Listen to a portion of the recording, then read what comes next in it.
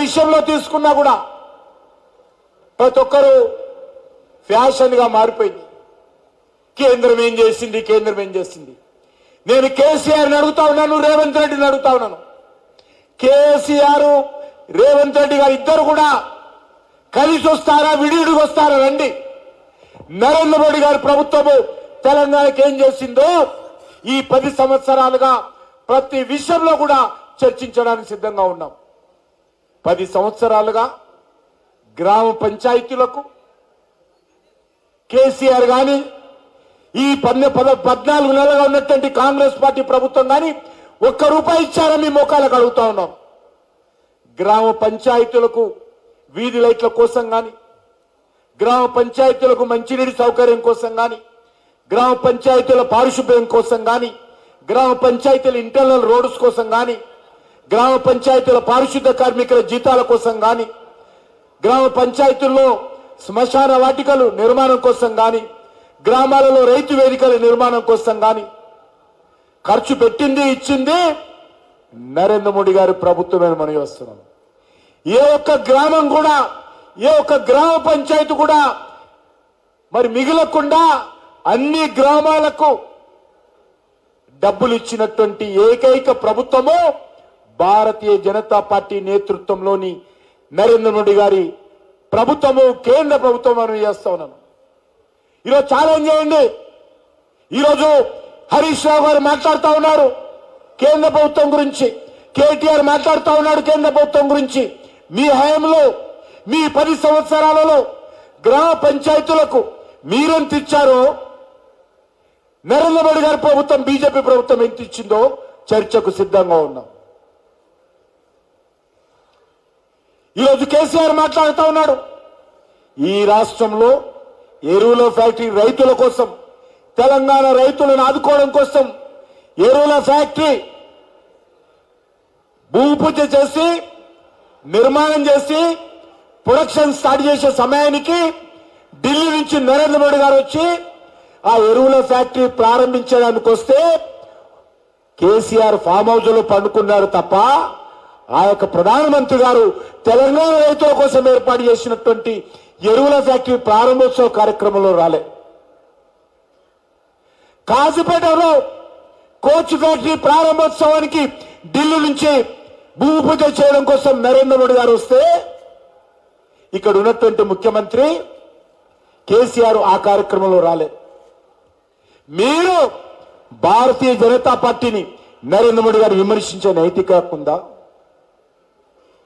స్వాతంత్రం వచ్చినప్పటి నుంచి నరేంద్ర మోడీ గారు ప్రధానమంత్రి అయ్యేంత వరకు ఈ రాష్ట్రంలో ఎన్ని జాతీయ రహదారులు ఉన్నాయో అంతకంటే ఎక్కువ జాతీయ రహదారులు ఈ 10 సంవత్సరాలలో తెలంగాణలో 1,40,000 కోట్ల రూపాయలతో 1,40,000 కోట్ల రూపాయలతో తెలంగాణలో జాతీయ రహదారులు అభివృద్ధి చేస్తున్నటువంటి విషయం మనం చేస్తా ఉన్నాం.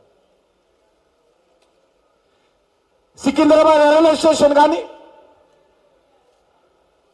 లేక చర్లపల్లి రైల్వే టర్మినల్ నిర్మాణం కానీ, నాంపల్లి రైల్వే స్టేషన్ కానీ, ఈ రకంగా 40 రైల్వే స్టేషన్లను, మన బిహెచ్ఎల్ రైల్వే స్టేషన్ కూడా, అన్ని రైల్వే స్టేషన్లను కూడా బ్రిటిష్ వాళ్ళు కట్టిన తర్వాత ఎవరు అభివృద్ధి చేయలే. ఈరోజు నరేంద్ర మోడీ గారి నాయకత్వంలో ఈరోజు తెలంగాణలో ఉన్నటువంటి 40 రైల్వే స్టేషన్లను అత్యంత ఆధునికమైనటువంటి వసతుల్లో ఈరోజు రైల్వే స్టేషన్లు అభివృద్ధి చేస్తున్నటువంటి విషయం మనం చేస్తున్నాం. గతంలో టీఆర్ఎస్ పార్టీ హయాంలో కేసీఆర్ కుటుంబము, టీఆర్ఎస్ నాయకులు చాలా అభివృద్ధి చెందారు. తెలంగాణ ప్రజలు అభివృద్ధి చెందలే. కాంగ్రెస్ వచ్చిన తర్వాత కాంగ్రెస్ పార్టీ నాయకులు అదే పద్ధతిలో ముందుకెడుతున్నారు తప్ప ఏది రాలా. నిరుద్యోగులకు ఇస్తానంటే నిరుద్యోగ భృతి అందలా, మహిళలకు ఇస్తానటువంటి నెలకు 2,500 ఆర్థిక సాయం రాలా, ఉద్యోగ నియామకాలు చాలా, టీచర్ల భర్తీ జరగాల, ప్రతి మండలకు స్కూల్ రాలా. ఎన్ని హామీలు ఇచ్చారు? 420 హామీలు, 420 హామీలు, 6 గ్యారంటీస్. కాబట్టి ఈ రాష్ట్రంలో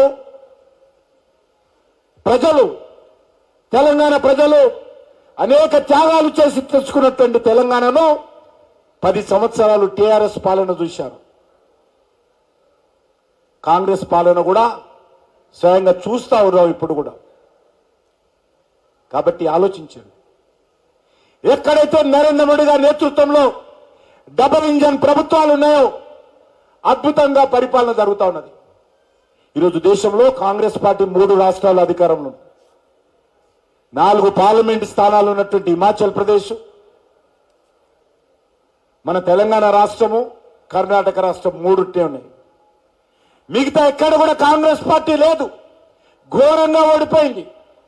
ఢిల్లీలో గత 3 సార్లుగా జరుగుతున్నటువంటి ఎన్నికల్లో పెద్ద గుండుస్తున్నా 3 సార్లు ఢిల్లీలో ఒక్క సీటు కూడా రాలా, ఎమ్మెల్యే ఒక ఎంపీ సీటు రాలా, 2014లో రాలా, 2019లో రాలా. ఇప్పుడు జరిగినటువంటి ఎంపీ ఎలక్షన్స్ లో, ఎమ్మెల్యే ఎలక్షన్స్ లో కూడా 3 సార్లు కూడా కాంగ్రెస్ పార్టీ గుండుస్తున్నా.